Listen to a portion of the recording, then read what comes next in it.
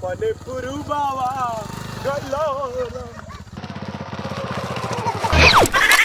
Mayor साहेब नमस्कार नमस्कार। कथी नमस्कार नमस्कार लोग तो आदमी लग काम करे नहीं रोड बन जा तू हुरकोले लेके चल ब्रेक उरेक ना बा तोरा गाड़ी में ना ब्रेकवा तो हइले बा रोड में तइका हेंती बानू अब आषाढ़ में खाली होखले ताले बारिश में दहा जाले अपने लोगन के बनावल रोड तो कथी करू। और इधर यही गांव में से दूधवा उठा के सारा है गौवा तो हमनी दूधड़िए बाड़ी पूरा सब भाई हमनी दूधड़िए हो गेल बाड़ी। अतिया गड़िया में ब्रेको कम रहल ये में सब राखे के चाहिए नु रास्ता पड़ा जनी तरह कहीं अब कहीं ढोआ ले तब कथी करल जाई। अब कहीं हम गोड़ पर चढ़ टूट जाई तो हम मतलब तो अपने के कवन घर के ढेवा जाई बजट नु लगैती गोड़वा में बजटवा तो लगे तो दरादवा तू भोगता कि हम भोगती आ जो ऐसो तरीका कमाईती उ सब यही में तू लगवावे के तू माने बतवाई तरह जा जा जा जा जा जा ना। मेयर साहब अपने से एगो बात नु कहे के रहलक ह। कौन बात? खाली है जितना रोडवा नाप जोख करे तारी बनैता नु त खाली अपना ही के गाँव में बनैता माने गाँव पालिका नगर पालिका में तो हमनियो बाड़ी अपने के वार्ड में तो हमनियो री तइका ध्यान देवल जाओ अपने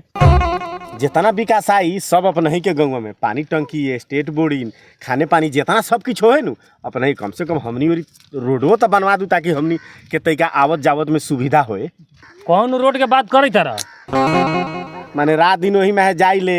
धूला झोंकड़ा खाई ले तैयो याद नहीं के एगो दूगो रोड बाकी है बनावे के सोचे कहते बुझ जब पूरा पालिका भर तब रोड बाकी है बा एक बेर औरो जीता तब जाके रोड पूरा बनता हुआ ना तो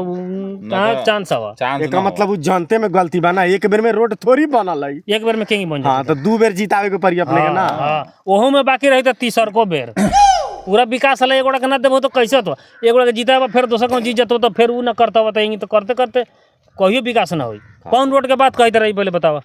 अपने ना जाने तारी कितना बेर वही में गार्दा खैले हो हम जाके माने गणुरा से सवनपुर होके बरहातवा जा ले हां उहे रोडवा के बात करी तारी वो में हमनी कथी ला गार्दा खबै हम गाड़ी में जाइले शीशा बन रहल है हमनी के थोड़े था लागल जे में गार्दा है कि जर्की नहीं कि कथी है उ तो सब बरोबर रहल माने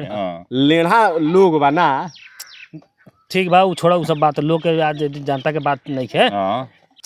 ठीक है रोडवा बनवा दूँ मेयर साहब ठीक बा जब जाइले हमनी नु जब खाल उच केनू गहिड़ी केनू कथी रहले हरदम दूध छलक जाले कबो गिर जाले कबो टंकी गिर जाले सारा जियान हो जाले गहिड़ा में गोटा गोटा जाले सब कथी करू हमनी तका रोडवा पर ध्यान देवल जाओ जल्दी। साफा तू बुड़बक बाड़ा अब एमे बुड़बक के कौन बात है रोड बनावला कहीं तरी तो बुड़बक बाड़ी सुना है ने माने बुढ़ारी टाइम आ गेले दूध उठबै तू बातवा सुनबा कि सोजे थुथराई नर भाई एगो वोट दे देवला 5 साल बुझाला जे नौकर लेखा जति काम तति बात सुना पहले रोडवा हम नहीं बनोई तो उ का है गड़ुरा से समनपुर होई तो बराथो जावला रोड हम ना बनोई तारी ओ में तोहरे फायदा बा ओए हमनी के कथी फायदा बा रोड ना तो बनी कहला जे दूध गिर जाइता मान ले जे कहीं हम पिच बनवा देली हां ना हां आ कहीं जे तो दूध गिरला हुआ तो पूरा दूध खेत में चल जाई हाँ उठावे सकब हाँ हैं ना हाँ हाँ क्या कहते गिर जाए तो उठावे सकब पिच पकड़ ना सब चल जते गढ़ावा हवा तो दूधवा गिरल हवा तो बाद में केंगे उठा के काछ के फिर धाले वाला बनवा दू जो जौनो दूधवा ले आई तरी वो गिरत रहवा घाटा लगत रह वही के मारे हम ना बनाले खाली दूध हरिया सके चलते जोखन के दूध जियान ना हो ओ माने अपने जानबूझ के छोड़ी ले गहरी ताकि हमनी के तोहनिए का फायदा ला हमनी के दूधवा गिरी त गोटाए रही त उठा डाले ना अब बाप रे बाप गोड़ के ने बात कर कोनो बात ना बहुत अच्छा रोड ना बनी ना साल 5 साल अपने के जिताए हम कौन साला होई जो रोड बनवा ली हमनी के खालू चढ़ाई तब न फायदा बा बनवाई न त बोलन करिया हां हम आउम मेयर साहब जिंदाबाद जा जा तोनी न करे तोनी का जा जा जा जा निकला मेरा जाय करता एक बेर आरो गोड़ लगे करी बाप रे बाप हमर बात बुझ गेली बाप रे बाप बड़ी बात बुझ गेली चल मेयर साहब उ लोग के तो बड़ी भूलेली अपने तो कहियो नाम न ली से बोल रोड बनवावे खातिर हमरा के आयरु गैरु मेयर समझला तब न दोबारा जीतल बाड़ी ये दिमागवे से कोनो विकास से हम जीतल बाड़ी दिमाग लगा के जीतल बाड़ी देखला ओकर शुरू में केंगे रखा हम गोड़ पर मोटरसाइकिल